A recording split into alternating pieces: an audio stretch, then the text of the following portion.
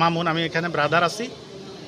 আমাদের এখানে যখন রুগী নিয়ে আসে তখন রুগী থাকে, কাউকে চেইন দিয়ে বেঁধে আনে, কাউকে পাও বেঁধে আনে, কেউ আসে খুব বেশি অসুস্থ, হয়তো মাইর খাইছে।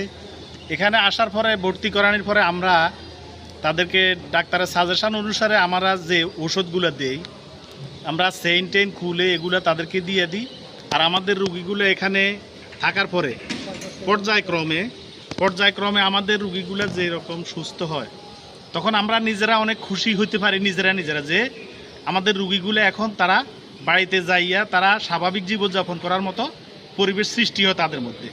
এখানে এখনও কিছু আছে যারা খুব অসুস্থ, কিছুদিন পরে এরা ভালো হয়ে যায়। অনেক তারা নিজের সামাজিক জীবন অতিবাহিত করার মতো, সমাজে বসবাস করার মতো পরিবেশ সৃষ্টি হয়। তখন আমরা নিজেরা থেকে মনে করি যে আমরা অনেক একটা ভালো কাজ করতে পারছি। আমাদের ডাক্তারদের সাজেশন অনুসারে মেডিকেলের কর্তৃপক্ষের সিদ্ধান্ত মতে আমরা যেভাবে সেবা